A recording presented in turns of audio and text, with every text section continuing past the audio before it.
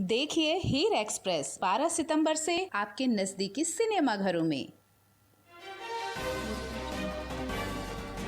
Canada ने माना देश में खालिस्तानी आतंकी संगठन सक्रिय, फंडिंग भी जुटा रहे बब्बर खालसा इंटरनेशनल और सिख यूथ फेडरेशन के नाम शामिल।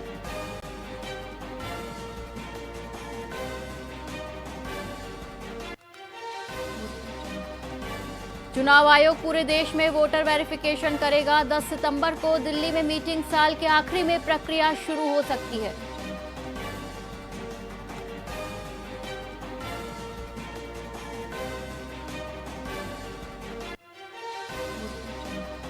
वोटर आईडी में अब मकान नंबर शून्य नहीं होगा। घर नहीं होने पर काल्पनिक नंबर नहीं दिए जाएंगे। राहुल ने ईसी पर आरोप लगाए थे।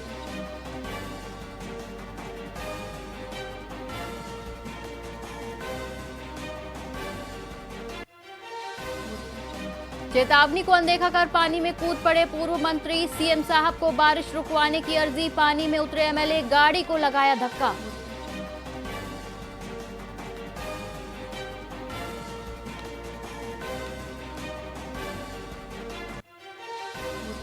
राजस्थान के 8 जिलों में भारी बरसात की चेतावनी। जवाई बांध के गेट खोले। उदयपुर में 7.5 घंटे चट्टान पर फंसा रहा युवक।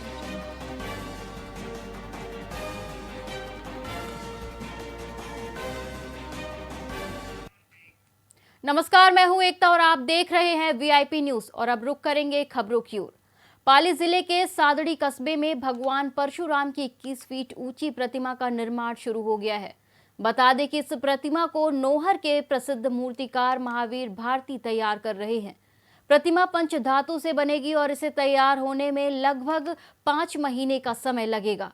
भगवान परशुराम की यह प्रतिमा आशीर्वाद मुद्रा में होगी और इसका कुल वजन करीब 5 टन रहेगा।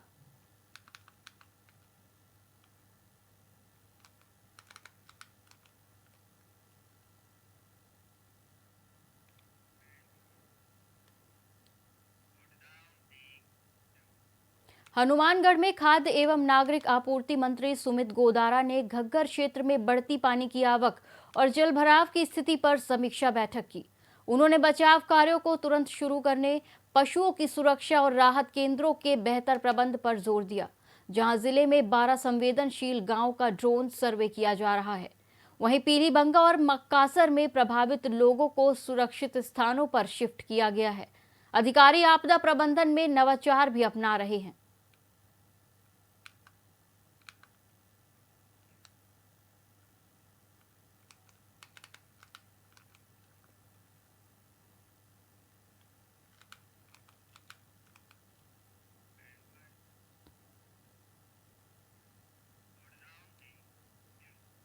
एम्स के बाहर शुक्रवार को शराब के नशे में एक युवक 70 फीट ऊंचे हाई टेंशन टावर पर चढ़ गया। गनीमत रही कि उस समय टावर में बिजली सप्लाई बंद थी। बासनी थाना अधिकारी नितिन दवे ने बताया कि युवक की पहचान सागरमल उर्फ सुरेंद्र 33 वर्षीय निवासी चूरू बासनी के रूप में हुई है। काफी मशक्कत और एसीपी छवि शर्मा की समझाइश के बाद युवक को सुरक्षित उतारा गया। पुलिस ने उसे शांति भंग के आरोप में गिरफ्तार कर लिया है।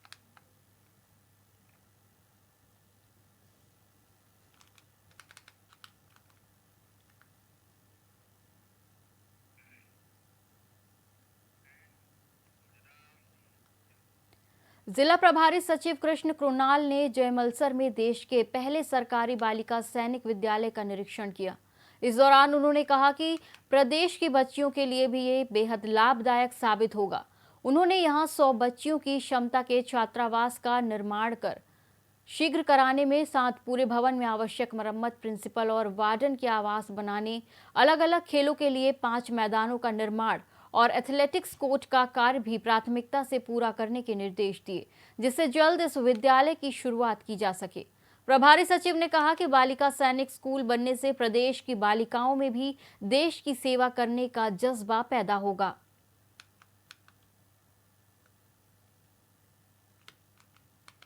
गए थे अभी जयमलसर, जहाँ हमारा अभी आर्मी गर्ल्स का स्कूल प्रस्तावित है, उसमें जो तैयारी है उन सबको देखा है। अभी प्रभारी सचिव होने के नाते अभी जो अतिवृष्टि हुई है, उसके चलते शहर में जो काम होने रोड्स की साफ सफाई की उसके संबंध में थोड़ा रिव्यू करेंगे। साथ ही बजट की जो कैटेगरी सी की जो अनाउंसमेंट है पिछले 2 साल जिसमें भी क्रियान्विति नहीं हो पा रही है उस पर ध्यान दें। संपर्क में जो पुराने केसेस हैं इस पर हम अभी पूरा चेक करेंगे। जो पुराने केसेस पड़े हुए हैं इन सबको अभी हम पूरी DLO के साथ मीटिंग।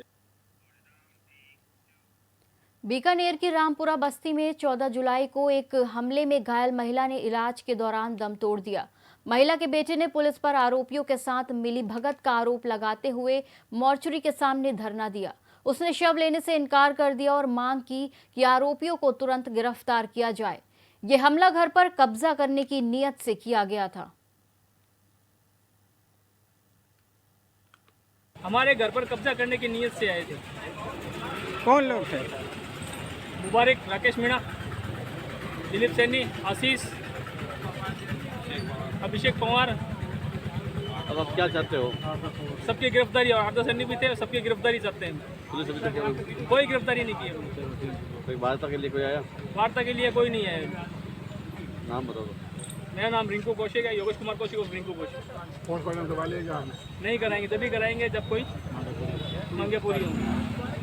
हत्यारों को गिरफ्तार करो। हमारे घर पर कब्जा करने की नीयत से आए थे।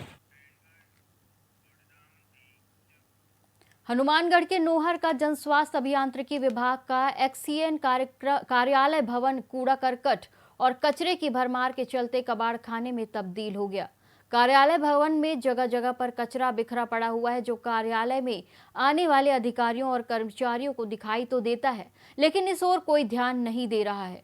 अधिकारियों की देखरेख के अभाव में कार्यालय भवन आवारा कुत्तों की शरण स्थली भी बना हुआ है।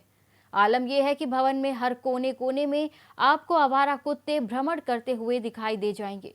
जागरूक लोगों का कहना है कि इस कार्यालय भवन में अधिकारी और कर्मचारी भी सरकारी ड्यूटी के प्रति गंभीर नहीं है।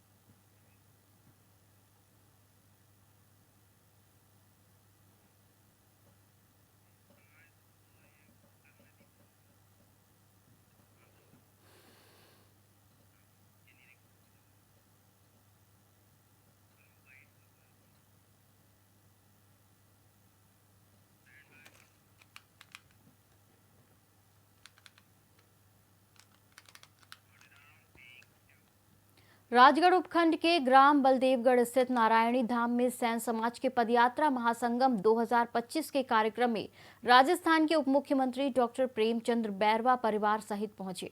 उन्होंने नारायणी माता के समक्ष पूजा अर्चना और दीप प्रज्वलित किया। उप मुख्यमंत्री ने नारायणी माता की महिमा बताते हुए साहस और सत्य के मार्ग पर चलने का संदेश दिया।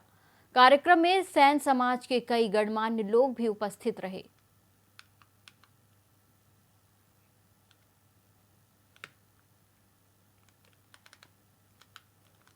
इस राजस्थान सरकार के द्वारा भी कई योजनाएं, जन कल्याणकारी योजनाएं चलाई जा रही है, लेकिन हम लोग, चाहे हम जनप्रतिनिधि हो, चाहे हम समाज के कोई भी दायित्ववान व्यक्ति हो, चाहे हमारा पढ़ा लिखा तबके का हमारा युवा हो, हमें उन योजनाओं के बारे में जानकारी लेनी है और उस व्यक्ति तक उन योजनाओं का लाभ पहुंचाए जो हमारी समाज में पीछे है।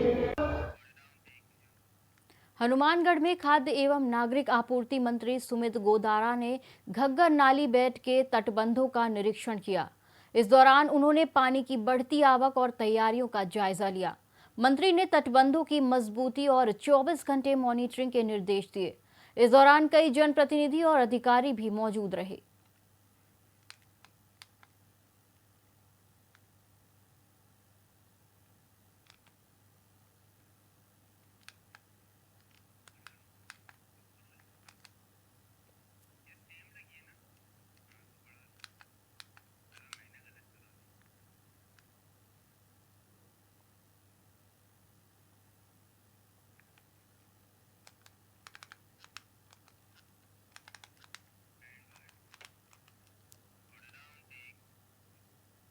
रैनी के जंगलों में बिना मुंडेर वाले कुएं में सियार गिर गया। बता दें कि सूचना मिलने पर रैनी पुलिस और वन विभाग की टीम मौके पर पहुंची, जहां सियार जीवित है और उसे कुएं से निकालने के प्रयास जारी हैं। ग्रामीण भी इसमें सहायता कर रहे हैं।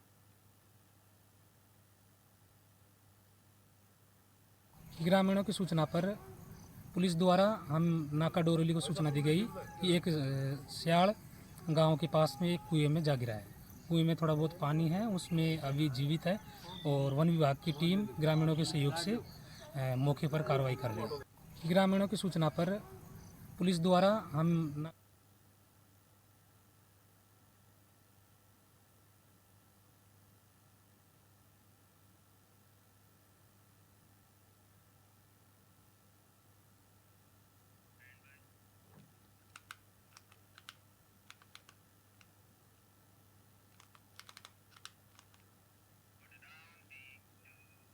हनुमानगढ़ के टिब्बी क्षेत्र में घग्गर तटबंधों का निरीक्षण खेल और युवा मामले विभाग के सचिव डॉक्टर नीरज के पवन ने किया। उन्होंने जिला कलेक्टर और पुलिस अधीक्षक के साथ पानी के डायवर्जन चैनल और तटबंधों की मजबूती का जायजा लिया। इस दौरान ग्रामीणों से संवाद कर प्रशासन की तैयारियों की समीक्षा की गई। आमजन की सुरक्षा को प्राथमिकता देते हुए प्रशासन सतर्क है।